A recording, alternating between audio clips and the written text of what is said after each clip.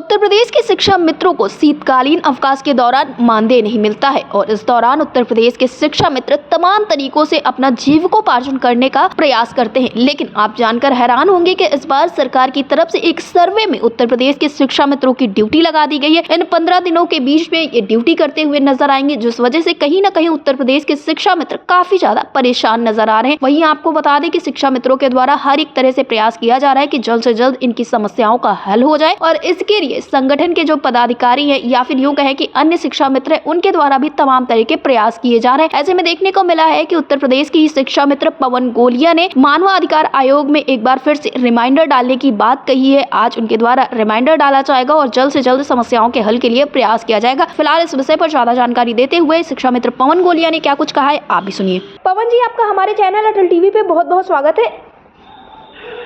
जी, आपका भी धन्यवाद और हमारा नमस्कार। जी पवन जी, जिस तरह से देखने को मिल रहा है इस वक्त पर कड़ाके की ठंड में उत्तर प्रदेश के जो शिक्षा मित्र हैं उनकी ड्यूटी लगा दी गई है और मानदेय को लेकर लगातार समस्याएं बनी रहती थी, ये भी देखने को मिला था। तो क्या मानना है आपका, ये जो कार्यभार आप लोगों को दिया गया है किस तरह से इस वक्त पर चल रहा है शिक्षा मित्रों के बीच में?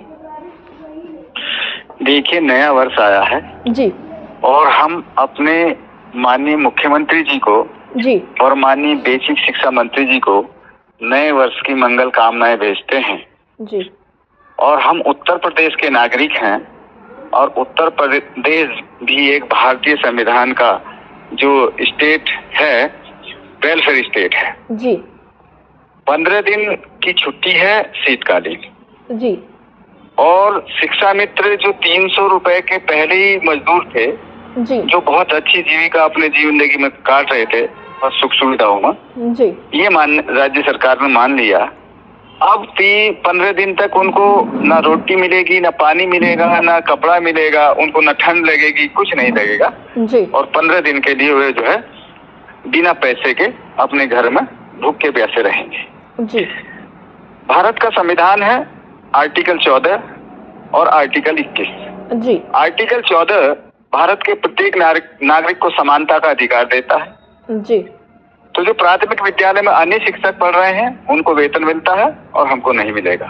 जी, आर्टिकल 21 जो जीवन जीने की हमको अधिकार देता है, जी, हमारा फंडामेंटल राइट है।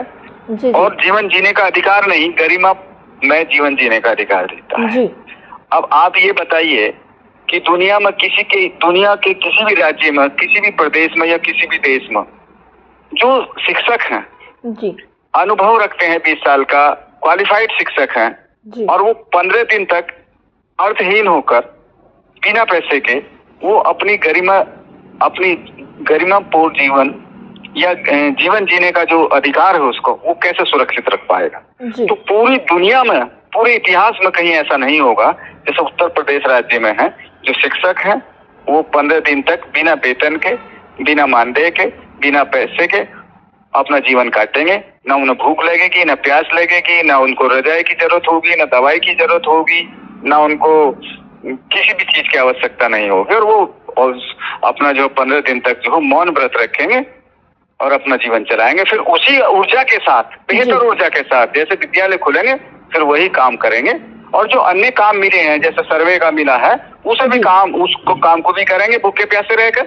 ये एक ऐसे नागरिक हैं उत्तर प्रदेश के शिक्षा मित्र जो इनको न भूख लगती है, न प्यास लगती है, न इनकी दवाई है, न रजाई है, इनको कोई आवश्यकता। जी पवन गोलिया जी, इसी के साथ कुछ दिनों पहले आपके द्वारा ये अवगत कराया गया था कि आप दिल्ली जाने वाले हैं, उत्तर प्रदेश के शिक्षा मित्रों की समस्याओं का हल हो जाए, इस विषय में तमाम मुलाकातें आपकी प्रस्तावित होनी थी। तो क्या कुछ हुआ, क्या कोई बात बन पाई है अभी तक? ये सब प्रोसीजर चल रहा है, निवेदन कर रहे हैं, बार बार एप्लीकेशन लगे हैं। व्यस्तता हर भारत की संस्था में इतनी व्यस्तता है कि उनके पास जो है समस्याओं का भंडार है। जी, हमारी समस्या भी अभी उसी श्रेणी में है कि अभी किसी ने उसको प्राथमिकता से नहीं लिया। जी, और ये जीवन संघर्ष है। जी, जो देश में जी रहा है वो जीता रहे, जो मर जाए वो मर जाए। जी, मानवाधिकार की और केंद्र की जिम्मेदारियां हैं। मुझे नहीं लगता कि अगर वो हमारे जैसे लोगों के साथ व्यवहार कर रहे हैं तो मुझे तो नहीं लगता कि वो अपनी जिम्मेदारी का निर्वाह कर रहे हैं, चाहे वो स्टेट हो, चाहे वो अन्य कोई संस्था हो।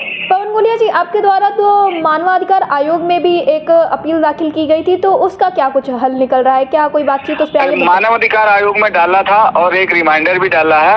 अभी उसमें कुछ समय है और मुझे लगता है कि 1-2 दिन में 5 या 6 तारीख में फिर हम पुनः रिमाइंडर देने जाएंगे। लेकिन चूंकि मानवाधिकार आयोग भी स्टेट को ही नोटिस करता है, तो स्टेट की जो नैतिक जिम्मेदारी है, अगर वो स्टेट के माननीय मुख्यमंत्री जी ने 5 सितंबर को शिक्षक दिवस पर ये सार्वजनिक घोषणा करी थी कि भाई हम जो शिक्षा मित्र है उनका सम्मानजनक मानदेय बढ़ाने जा रहे हैं और एक कमेटी बनी है, कमेटी का वो आजान दो जी। और माननीय मुख्यमंत्री जी ने ये आश्वासित किया था।